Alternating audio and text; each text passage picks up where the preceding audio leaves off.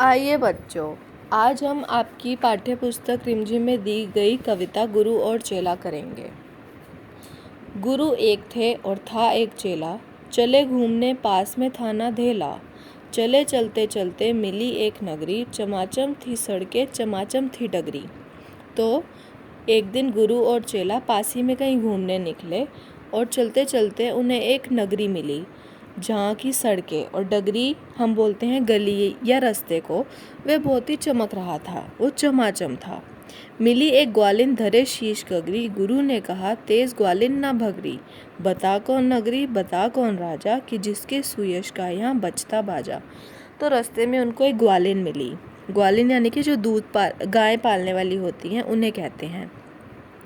और उसने अपने सिर पर गगरी यानी कि गागर, जिसमें हम पानी भर के मटकी टाइप रखते हैं उसको बोलते हैं, उसने अपने सिर पर रखी हुई थी। तो गुरुजी ने उससे पूछा कि ये नगरी कौन सी है और यहाँ का राजा कौन है। कहा बढ़ के ग्वालिन ने महाराज पंडित, पधारे भले हो यहाँ आज पंडित। यह अंधेर नगरी है अनबूझ राजा, टके सेर भाजी टके सेर खाजा।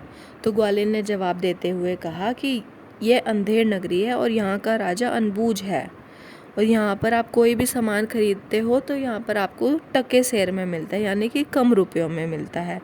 गुरु ने कहा जान देना नहीं है, मुसीबत मुझे मोल लेना नहीं है। ना जाने की अंधेर हो कौन क्षण में, यहाँ ठीक रहना समझता न मन में। पर गुरुजी को ग्वालिन की ये सब बातें सुनकर लगा कि यहाँ इस जगह रहना ठीक नहीं है और मैं यहाँ पर नहीं रहूँगा। गुरु ने कहा किंतु चेला ना माना, गुरु को विवश हो पड़ा लौट जाना। गुरुजी गए रह गया किंतु चेला, यही सोचता हूँगा मोटा अकेला। तो गुरुजी तो वहाँ से चले गए और जो चेला है वो यहीं पर रह गया। चला हाट को देखने आज चेला, तो देखा वहाँ पर अजब रेल पेला। टके सेर हल्दी टके सेर जीरा, टके सेर ककड़ी टके सेर खीरा। तो वह एक दिन हाट में गया। हाट यानी कि जहाँ पर बाजार लगता है उस जगह को हम हाट कहते हैं। तो वहाँ पर उसने देखा कि हल्दी जीरा ककड़ी खीरा ये सभी टके सेर में मिल रहा है, यानी कि कम रुपयों में मिल रहा है। टके सेर मिलती थी रबड़ी मलाई, बहुत रोज़ उसने मलाई उड़ाई। सुनो और आगे का फिर हाल ताज़ा, थी अंधेर नगरी था अनबूझ राजा।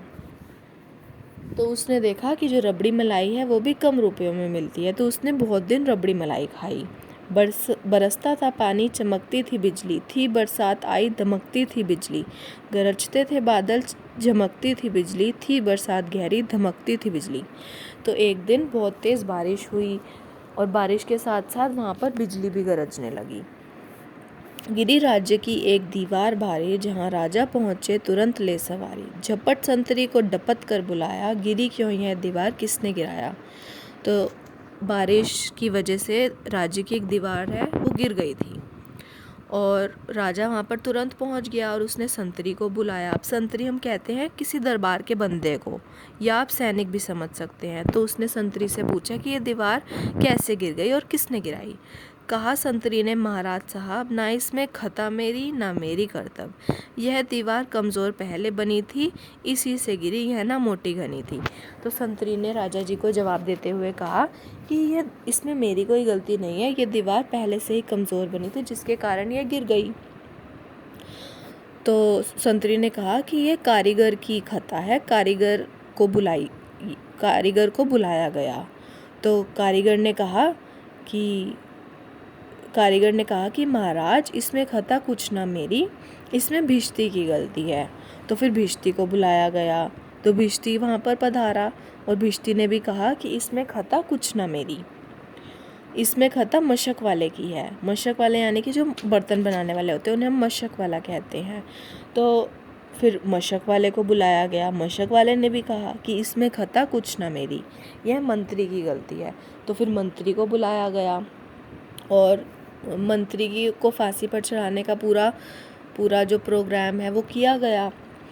और फिर देखा कि जो मंत्री था वो बहुत ही दुबला पतला था, उसकी जो गर्दन थी वो फांसी के फंदे में नहीं आ पा रही थी। तो राजा ने कहा कि किसी मोटे बंदे को बुलाया जाए जिसकी गर्दन मोटी हो। तो संतरी ढूंढने निकला बाहर, तो उसको मिला चेला। चेले की गर्दन मोटी थी। तो जब संतरी ने बताया चेला को कि तुम्हें राजा ने बुलाया है, तो चेला तो बहुत खुश हो गया कि कोई खाना वाने पे बुलाया होगा। तो चेला बहुत खुश हो गया। तो जब राजा के पास लेके गया संतरी उसको, तो राजा ने कहा कि हाँ ये बढ़िया है, अब इसको फांसी पर चढ़ाने का कार्यक्रम शुरू किया जाए। तो जो चेला था वो बहुत ही बुद्धिमान था, चालाक था। तो उसने कहा कि पहले गुरुजी के दर्शन कराओ मुझे, उसके बाद फांसी पर चढ़ा दो चाहे। तो गुरुजी को वहाँ पर झट से बुलाया गया और फिर गुरुजी ने चेले के कान में कुछ मंत्र गुनगुनाया। तो फिर वह गुरु और चेला आपस में लड़ने लगे। गुरु कहने लगा कि फांसी पर मैं चढ़ूँगा, चेला कहने लगा फांसी पर मैं चढ़ूँगा। तो फिर राजा ने पूछा कि ये क्या हो रहा है, मुझे भी बताओ कोई।